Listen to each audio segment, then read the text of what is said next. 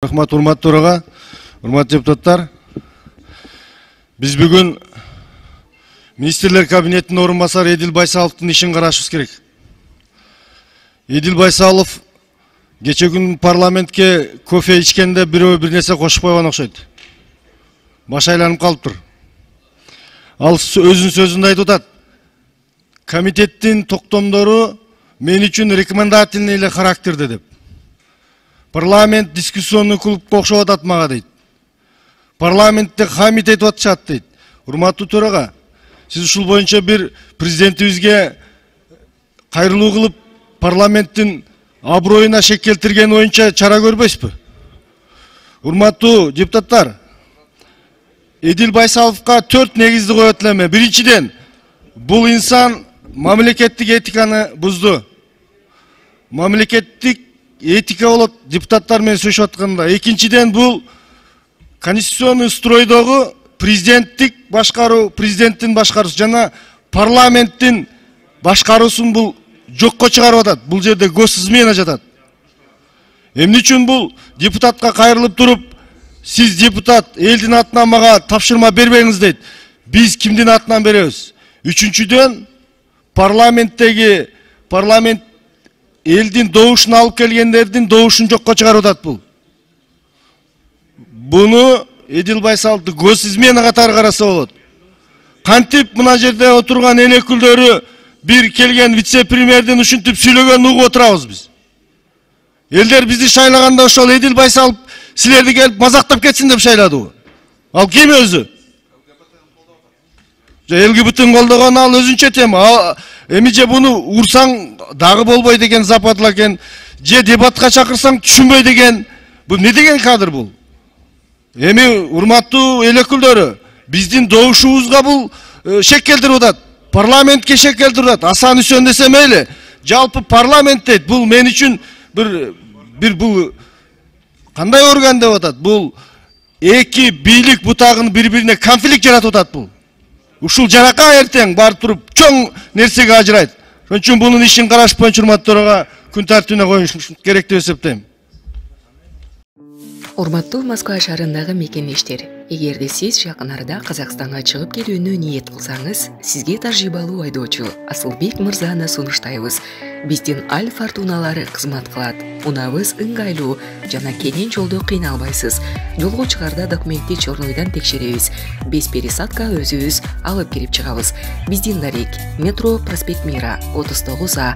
Биздин байланыш номер +7926 929 1820. Жогоруда Шайлок Карабек чең маанилесин айтып кетти да, чындыгында бүгүн күн тартибине киргизели.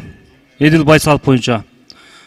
Киргизип ушул жерден карабасак болбойт. Экинчиден, мына Жеңиш Шермашев дагы мен коллегам жакшы маселени көтөрдү. Бул мэрия бир талкуулай турган ишкана болуп калды. Шекеден эле талкуулап келатат, мына оңдоп түзөйүн деген эч бир мына ою жок да.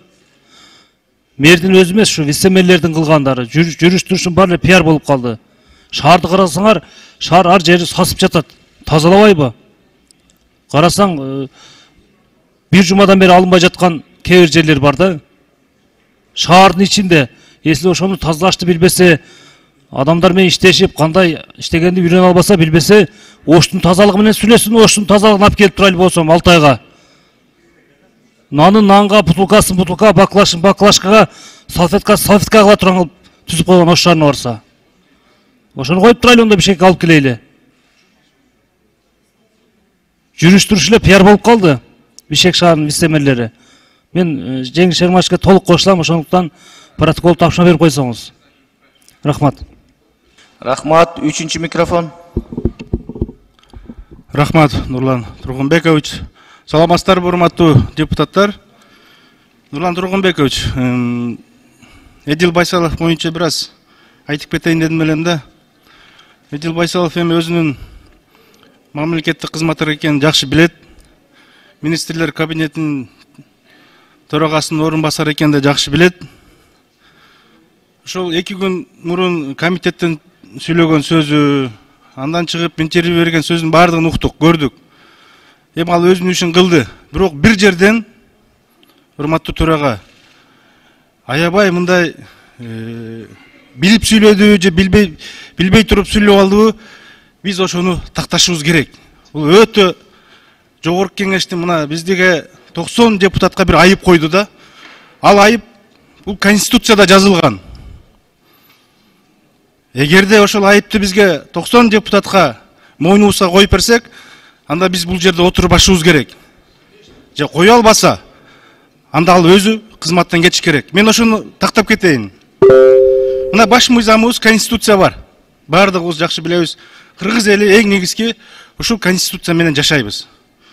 Ушул Конституциянын 5-беренесинде 2-пункттун аягында мындай жазылган. Мамлекеттик бийликти узурпациялоо өзгөчө оор кылмыш деп. Эдил мырза бир сүйлөп атып, ушуну айтты. Жогорку кеңеш узурпация кылып алды деди. Көрдүңүзбү? Жогорку кеңеш мамлекетти узурпация кылып алды деди. Анда далилдесин. Жогорку кеңеш биз 90 депутат эмнебиз менен мамлекетти узурпация кылып алдык. Эгерде ошону далилдесе, анда биз бул жерден отуруштун кажети кереги жок. Ар кимибиз барып турганда сот алдында, тергөө алдында жооп беришибиз керек. Эгерде ал туура эмес сүйлөп алса, билбестик менен сүйлөп алса, анда ушул жерге келип туруп, ошол сөзүн артка алыш керек. Ал бизге өтө оор айып койду, урматтуу депутаттар. Мына эң негизгиси ушул болуп атат. Мына мен ушуга көңүл буруп коюшубуз керек. Биз буга бир чекит коюшубуз керек. А калган сүйлөгөн сөздөрү балким ал өзүнүн ошо кызматтык ордун сакташ үчүн же мамлекеттин иштеп атканын көрсөткүсү келди. А бирок Конституциянын беренесинин негизинде катары бизге айып койгону аны далилдеш керек. Мына ошондуктан урматтуу төрага биз муну мына жөн калтырбай ошол Эдил мырзанын оозунан чыккан, тилинен чыккан сөзүн эмне себептен сүйлөгөнүн бизге далилдеп берсин дегенди мен талап коёмун. Рахмат. Рахмат. Экинчи микрофон. Рахмат. Урматтуу коллегалар, бул маселе бир нече жолу көтөрүлүп атат. Чынында эле бир Эдил Байсалов мындайча айтканда өкмөттүн өкүлү эмес. Бирок бир ошол киши үчүн бүгүнкү күнү парламент менен өкмөттүн ортосунун ажырымы күчөп баратат да. Бул жеке комментарийлерден келип чыгып атат. Эдил мырза менимче Конституцияны окуган эмес окшойт. Ошондуктан бул жерге чакырып өзүнчө күн тартип кылып, бул маселени өзүнчө карап бир чечимге келиш керек да, урматтуу коллегалар. Бул биринчи ирет болгон жок, мен коллегаларды толук колдойм. Бир нече ирет болуп атат. Эдил Байсалов боюнча буга чейин да чакырылып бир топ мындай сүйлөшүүлөр болгон. Бирок натыйжа берген жок. Ошондуктан мен бул маселени өзүнчө күн тартибине, азыркы күн тартибине киргизилип, кароо жөнүндө сунуштуу күн тартибине киргизем. Рахмат. Рахмат. Урматтуу депутаттар, биз кече чечим кабыл алганбыз. Жыйындын соңунда бүгүн ар түрдүү маселелерди алып коюп, мыйзам долбоорлорунун көптүгүнө байланыштуу, биздин каникул алдында убактыбыздын тардыгына байланыштуу ар түрдүү маселелерди алып, дароо мыйзам долбоорлорун кароодон баштайбыз деп кечинде чечим алганбыз. 72 депутат добуш берген. Урматтуу депутаттар, бул Эдил Байсалов боюнча кече дагы бүгүн да айтылды. Албетте эми бул кишинин кадыр баркын көтөрө бериштин кереги жок. Ал боюнча чечим бар. Мен министрлер кабинетинин төрагасы менен да сүйлөштүм. Урматтуу президентибиз менен да сүйлөштүм. Бул маселе кайсы бир деңгээлде чечилген маселе. Буну өтө мындай трагедиялаштырып же Байсаловдун кадырын көтөрө бериштин кереги жок деп ойлойм. Бүгүн түштөн кийин бул маселе мына депутаттардын сунуштары бар. Бул күн тартибине кирет.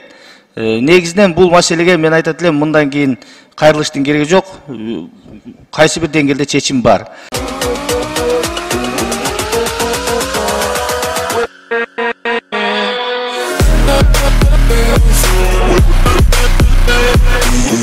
Yeah.